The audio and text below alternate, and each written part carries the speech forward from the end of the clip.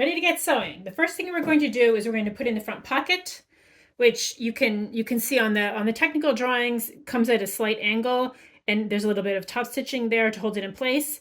And the pocket sits in the front dart. It runs between the front dart and the side seam. The pocket's made up of two pieces. Here again, here's the front of the pant, and I've marked off this is the big dart that we're going to sew in a minute. And then there are two pieces. There's the pocket bag, which is piece number 4, and that will sit under here when it all is done and assembled.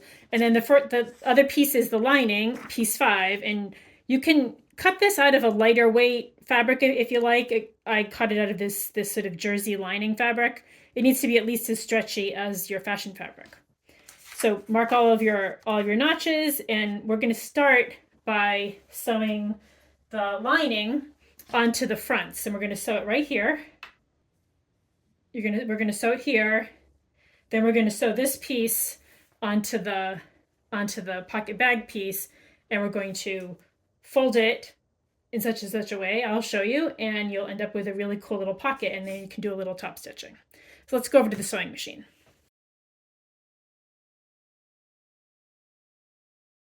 You'll want to use a ballpoint or a stretch needle. These are just a couple of examples I have. There are other needles available. The ballpoint needle or stretch needle has a nice rounded edge so that it pushes the knit loops aside instead of piercing them like you would for a woven fabric. You'll want to set up your machine for a zigzag, a very long, narrow zigzag, or lightning stitch, or a stretch stitch. If you just use a straight stitch, your machine may have problems with this fabric, but more importantly, the thread will probably break because the thread needs to stretch along with the fabric.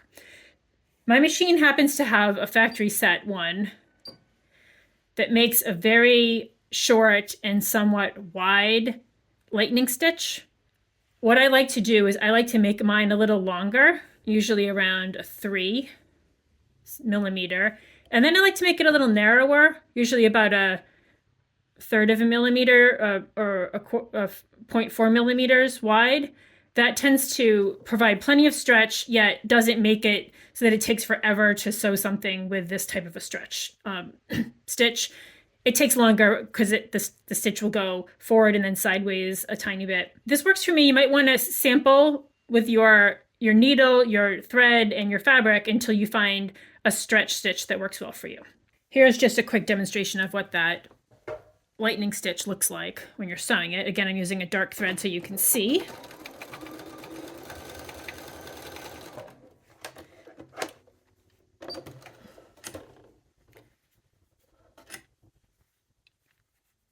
You can see it'll stretch plenty with the fabric that I'm working with, and it has a pretty subtle.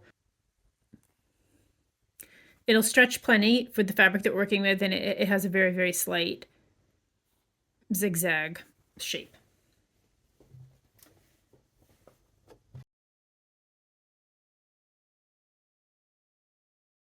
So we're going to sew this. Again, 5/8 of an inch seam allowance.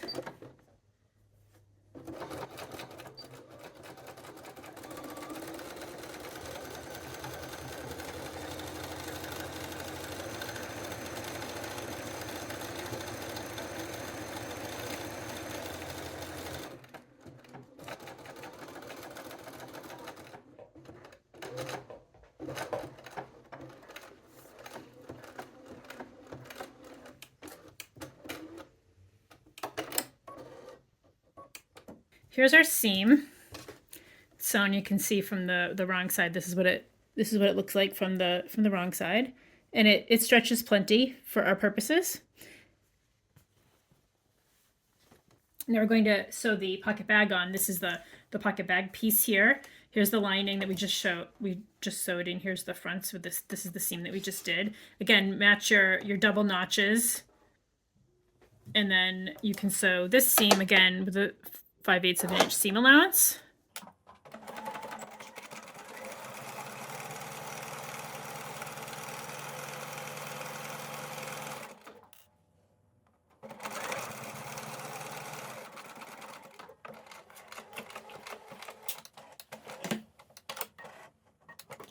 Okay, and you get something that looks like this, that that might look a little concerning at this point. These three pieces that are all together, and you want to again finish this seam and finish this seam, and then you can see that when you put them together, you're going to fold it and press it like this, and these notches here on the pocket bag at the top are going to line up exactly with the edge of the fronts here. So you've got your notch here, you've got your notch here, and then you're going to fold them. You're going to fold this so that it matches. So I'm going to finish these seams, and I'm going to give everything a good press. Here's just a quick look at how I like to finish these seams. Your options are to use an overcast stitch or serger, which is what this is and what I'm going to show you. You could pink it, or you could, for some of the seams, if you wanted to get fancy, you could do like a binding or something. But since these are knits, they don't really unravel, so you can get away with a pretty minimal treatment here, which is what I'm gonna show you. For the serger, it's got this blade here, and it's just going to trim the edge off. And this is just a three thread stitch, finishing stitch. And again, I'm using a dark color so you can see it, but normally you might want to use a matching thread color, and you just feed it through the machine. Trims off a little bit of the edge here, and it will finish your seam like this, and it does it pretty smoothly without a lot of bulk. So you can do that on all the pockets, and then I'll show you at the pressing station how you're going to fold this and put it together. Here's everything we just sewed. This is the wrong side of the fronts, the pocket lining, and the pocket bag. These three sticky notes show where the double notches are. So now it's just a matter of folding this and lining up those double notches. Start by taking both of the pocket pieces all the way down. You're going to want to press this so that it's like this, so the pocket lining is fully on the inside, and these notches are going to match up here. Then you take this piece, the pocket bag piece. Oh, just for insurance at this point, give it a couple pins right there and there maybe. Then you're going to fold this piece up so that this is going to lie flat. These notches should all be matching up here. Give that a little press. I would give it a pin through the double notches. So there's 3 layers of fabric here at this point, right? And also on the inside where the dart is, I would give that a little pin. And when you flip it over to the right side, you'll see that when you flip it over, it should look like this. Here's all of your pocket is all lined up. The edge of the pocket is lining up with these 2 notches that are on again, this is the pocket bag piece. The pocket is nicely inside, right like that. And what we're going to do now is we're just going to top stitch along here to just secure this whole assembly down, these 2 pieces, the front and the pocket lining. If you want, you can use a decorative top stitching, contrasting top stitching, or you can use matching thread, whatever you like. Okay, here's what we just sewed. Here's the fronts. This is, again, working from the right side because we're going to do the top stitching now. Here's the pocket bag, the pocket lining, and the front. You can fold I'm just going to remove these pins to get the pocket bag out of the way. And what we're going to do is just top stitch just along here from the right side to secure the lining to the front. To do top stitching, you don't need to use the zigzag stitch you've been using. You can use a decorative top stitching stitch if you like. Your machine may have ones. I like this sort of triple stitch, which makes 3 stitches close together. It's just nice, bold look for top stitching, and I like to lengthen it to about 3.5 millimeters. I also like to use a foot like this that has a little guide on the bottom to just make the top stitching nice and even. And you can move your needle over. It's about 1/4 of an inch, or about 6 millimeters or so from the edge. And you're just going to want to top stitch along here. This triple stitch does a sort of 2 steps forward, 1 step back type of thing. So it takes a little bit of time. But I'll show you that it returns a pretty nice result, especially on a knit like this, if you're using a contrasting thread. Like I am. So here's what that triple stitch top stitching looks like. Of course, this is a pretty bold look. You may want to use something that's more subtle or even a matching color to the color of your pant leg. So now we're going to go on to work on the dart, the big front dart. Okay, here's the giant dart. You'll recall again, this really big dart. And here it is. This is again the wrong side. I've marked it off. And really it sews like any other dart. I like to put a pin. Actually, what I like to do is put a different colored pin I like to use to make sure that I see it here at the end of the dart. And then I'm just going to fold this and give it a pin all the way down. It's cut open at the top, and then it's together at the bottom. Here's the dart, it's all pinned, and we're going to just go down, and what will happen is the pocket is going to get caught in this seam, in the seam for the dart, and you'll end up with a nice secure pocket that will be functional and also won't stretch out the pants as you're wearing them and using them. Let's go over to the machine. Okay, here's the dart. You can sew this with a straight stitch. If you use the straight stitch for your basting, you should put it down to a regular length of stitch before you get started. But you don't need the stretch here along this dart, so the straight stitch is fine. And when you sew the dart, you're going to use the same 5/8 of an inch seam allowance, and we're just going to sew the dart. We can start at 5/8 of an inch, and we're going to go down. I've got this all pinned, and then we'll stop here at the end, and I'll show you how to do that. What'll happen is this pocket will get trapped in there. You can use a regular straight stitch for this. I've marked the dart legs, and I'm just going to follow that line.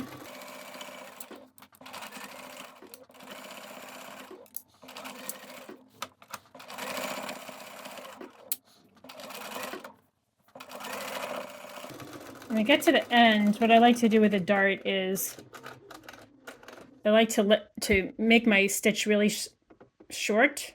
So it was at 3 millimeters, and I'm going to make it 2 millimeters. And then you're going to sew the last couple of stitches right on the line, right on the fold. And you can sew off the end. And then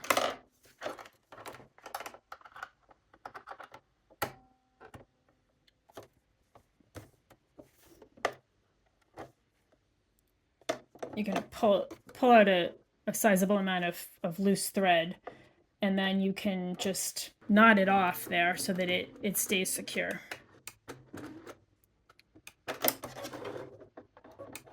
This looks good. Everything looks like it's nice and secure in there. The point looks good for the dart. So what we're going to do now is that you're just going to press the dart so that it's going toward the center front, and that's this side. Of course, this is the side seam, the other side of the pocket. And press it so that it's all going this way. And then what we're going to do is do the same kind of top stitching, and we're just going to go along this seam to just secure that down. And again, you can use either a contrasting or a matching thread if you like. Here's the dart we just sewed. Looking at it from the wrong side, everything looks good. I'm going to give it a little press. And then I like to flip it over, use a press cloth because, synthetic fabric and all. Again, this dart is going to lie this way, and you're going to press it toward the center front, which is this side. That's the side seam.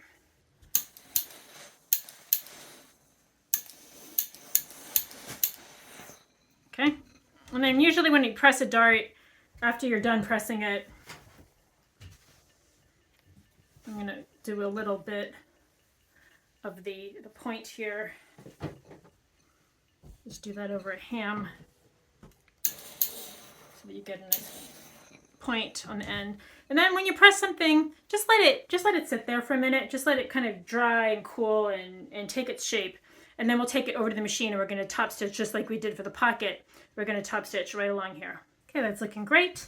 What we want to do is, as you did with other seams, just finish this seam, the raw edge of the dart. We're going to top stitch right along here. Again, you can, just like with the pocket, you could do a contrasting thread or you could do a matching thread. And it helps accentuate the style line. Often a long vertical line adds length and interest to a pant. That's so I'm going to just finish that and then I will show you how to do the top stitching. Okay, here we are with our, everything's all pressed. Finished the seam, and now we're going to top stitch again toward the center front. Use this. I would use the same top stitching that you use for the pocket, or if you want something that's going to be unobtrusive, you could use a matching thread, even if you were doing a contrasting one here. Often it looks kind of cool to have all the top stitching the same, but you do what you like. Again, I'm using the triple stitch and I'm lengthening it, and I'm going to move the needle over a little bit. And we're good to go.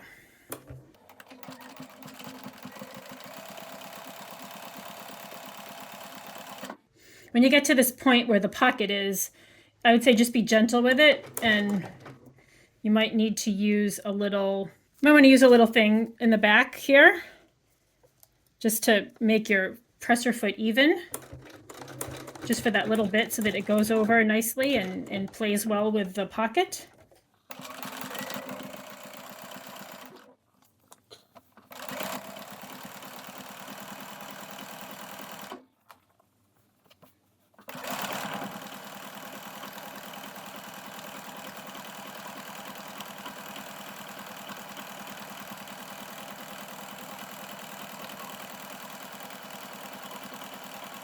And we're approaching the end here. So I would stop the top stitching where the end of the dart is. And then I would just knot it off right there. And there you have it. A really cool top stitching look that adds a lot of interest and a sporty look for your pants.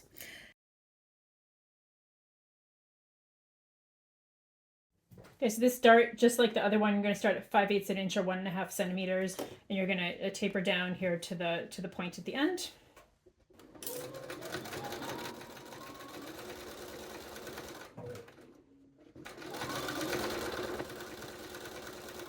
Again, pretty long dart. Again, what I like to do right at the end is I like to just make the stitching very small. And so that last couple of stitches right on the fold, and then draw out quite a bit of surplus thread, and then knot it within the dart leg itself.